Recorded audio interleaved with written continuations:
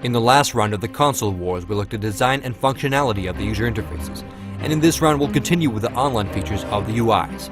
The PlayStation Network versus Xbox Live is up next, so get ready for some heavyweight game console action. It's LP from Techno Buffalo, and welcome to the next installment of the console wars.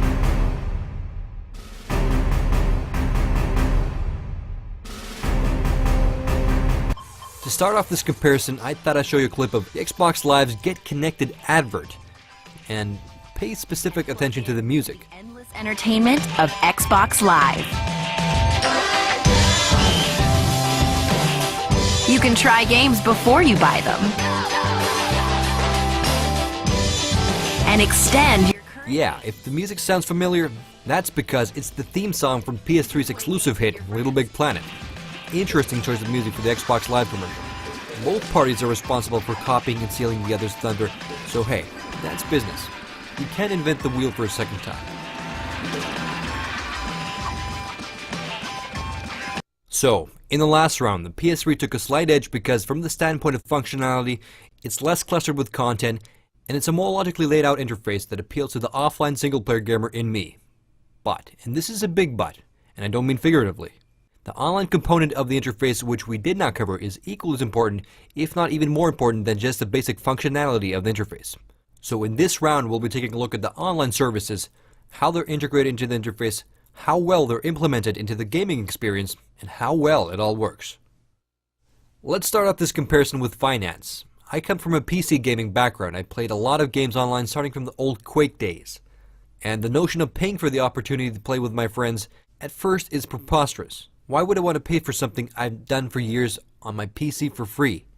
While the PlayStation Network service is currently free, the Xbox Live Gold account will cost you up to $60 a year.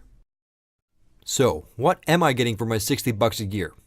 Well, I do get to play online with my friends, I can create a party and chat with my buddies online, I get some exclusive content like getting some game demos earlier, and I get a lot of interesting online services.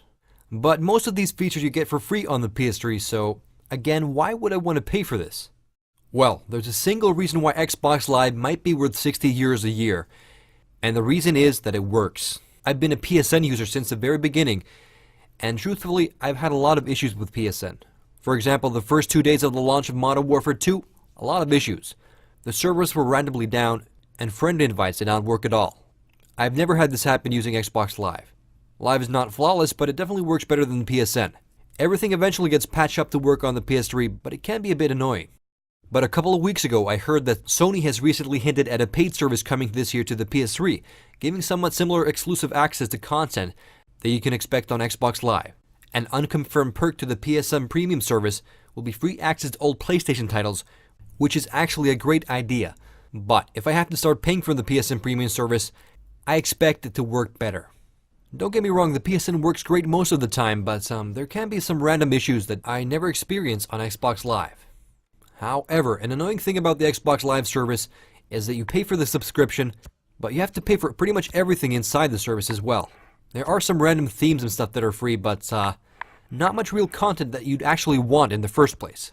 And negative for the UI is the fact that most icons on the interface lead to more paid content. And it almost seems like the consumer aspect supersedes the gamer aspect of the interface, which really affected the result of the previous round. Overall, while I'm not doing the happy dance for having to pay for the online service, I am willing to pay it if I get a guarantee of everything working. And up until now, the stability and lack of issues with Xbox Live service is starting to justify the price tag. But I'll leave the final determination to whether Xbox Live is worth your hard-earned bottle caps after we've covered all the features. I mentioned in the previous round that Xbox Live is quite seamlessly integrated into the new Xbox experience. In fact, without the features of Live, it wouldn't be much of an experience at all. Most of the NXE channels are directly integrated into Xbox Live. In the Spotlight channel, you find featured content. In the different tabs of the Spotlight channel, you find gaming-related news, interesting new features, and the most interesting new content found in the Xbox Live Marketplace. The Spotlight channel is the section that will be opened on default once you start up the Xbox 360. On the PlayStation 3 you have a keenly similar section, which is also the first thing you see when you fire up your PS3. In terms of featured content, it's pretty much the same as the Spotlight channel on the 360, with the exception of the PS3 having links to websites that launch the PS3's web browser, which I'll get to later in this comparison. While I enjoyed the speed and functionality of the PS3's cross-media bar, I would have liked to see some more integration to the online features. Most of the online features are basically icons that launch different applications rather than being integrated into the experience itself. The store icon launches the store application, and the home icon launches the PlayStation Home application, and so forth. While in the new Xbox experience, most of the online features work all as a part of the same interface. Okay, next we're going to be comparing the Xbox Live Marketplace to the PSN Store. I'm usually interested in game demos, and that's really the content I want to get to. And Xbox Live provides a nicely integrated route to the content. Browsing content in the Xbox Live Marketplace is fast, and the large box art icons really work well here. It couldn't be much simpler than this. While the PSN Store is a separate application with a more classical approach, it also works very well. It's fast and logical, and you can change the way to view content to suit your liking. Content-wise, the stores are quite similar. On both systems you find extra maps, classical games, arcade games, extras for games such as costumes for your characters, and on both systems you find a selection of original and creative content from independent developers. The content inside the stores differ a bit depending on the region, but both stores have great content and are easy to navigate. Sony has the edge though on movie content. With the agreement Sony has in place with the major movie distributors, the video store has a broad selection of very good titles available to buy or to rent. Unfortunately, the movie content is not available in every corner of the world, including this one.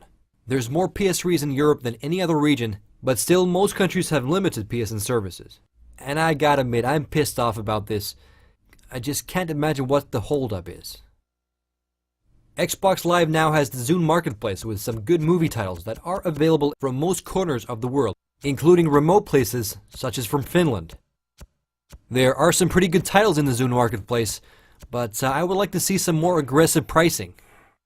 And speaking of pricing, one of the weak points of Xbox Live are Microsoft points, which act as the currency of Xbox Live. To buy or rent content, you first have to buy Microsoft points, which usually don't even correlate to the currency you're using. For example, I just bought 2,100 Microsoft points for 19 euros, which correlates to what, 94 cents per every 100 points? And the craziest thing is that the prices differ depending on the place you purchase them. Luckily, Sony took the direct route, and you can buy content from the PSN Store with actual money. But I have to compliment how the Xbox Live Marketplace is also very nicely integrated into the gaming experience. You can access specific game-related content from inside the game you're playing, and while I do not agree with all the content inside the store, it all feels connected, which gives the whole experience a much more unified feel. While the PSN Store is very versatile and navigation-wise a bit simpler, it can compete with the deep integration of the marketplace. Both consoles have services that are region-specific. For example, both the Xbox 360 and PS3 have Netflix services that are only available in the United States. And for example, the VidZone service is available in Europe and the Pacific region. I can't cover the Netflix services because over here in Finland there's no such thing. VidZone has gone a bit under the radar. It's a very cool music video application with a nice collection of content spanning from Metallica to the Styx. In VidZone you can create your own playlists, or for example play and shuffle up the videos from a specific genre. And best of all, VidZone is a free service. There actually is some VidZone content on the Xbox Live Marketplace as well, but there's no dedicated interface like on the PS3.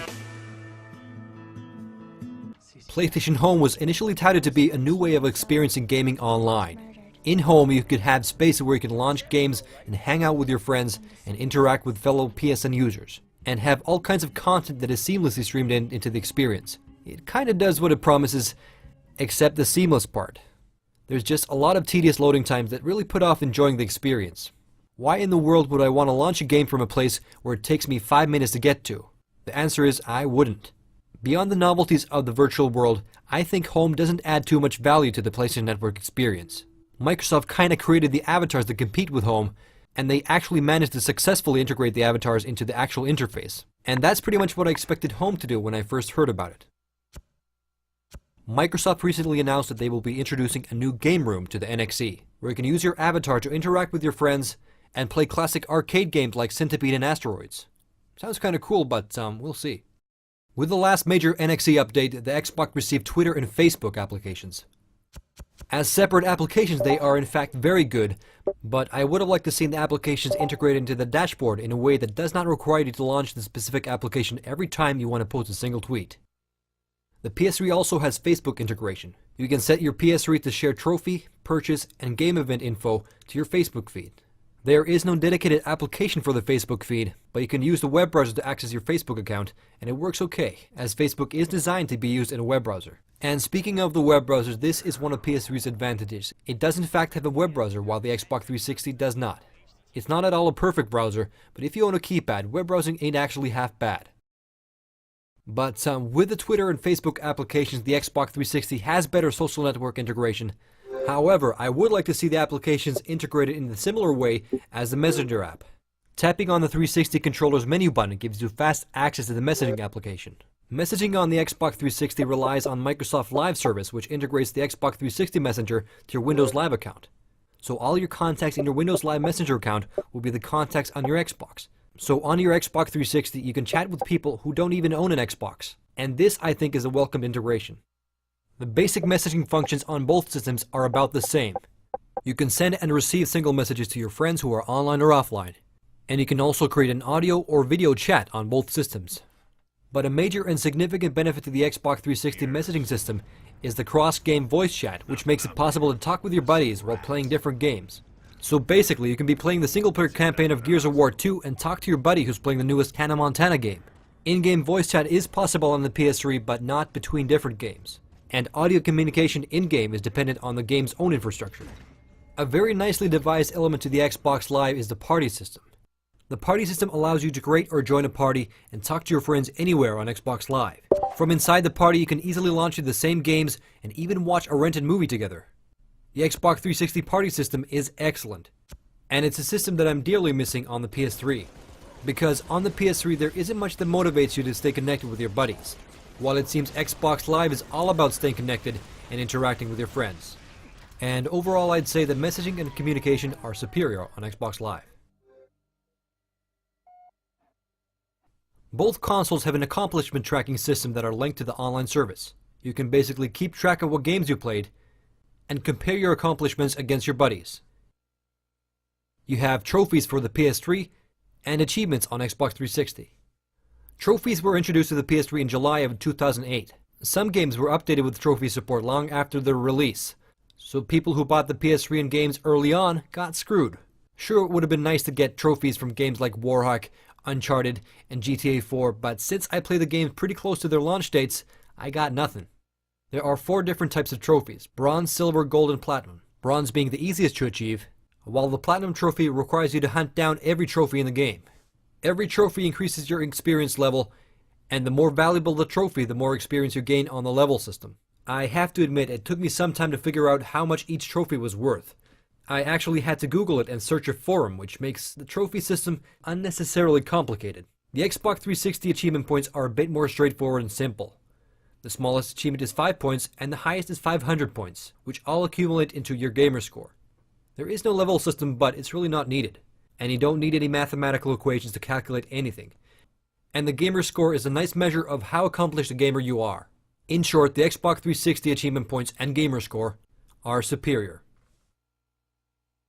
So to wrap up round 7, is Xbox Live worth $60 a year? The answer is yes. If that's what it takes to have everything work as well as they do on Xbox Live, I'm willing to pay it. And this goes for the upcoming PSN Premium service as well. I am willing to pay for the service, but Sony's gonna have to up the ante, because as is now, almost every aspect of the online service is better on the Xbox 360. While I do prefer the cross-media bar as an offline gaming experience, taking into account the online components in all their complexity, I have to say that the new Xbox experience is overall a better, more thought-out interface with excellent online integration. But most importantly, Xbox Live works, and earns the Xbox 360 a point in this round, tying up this matchup. Stay tuned for the next round, where we'll be taking a look at the media playback features. And I have a feeling that Sony might have something up its sleeve for the next round. LP signing out.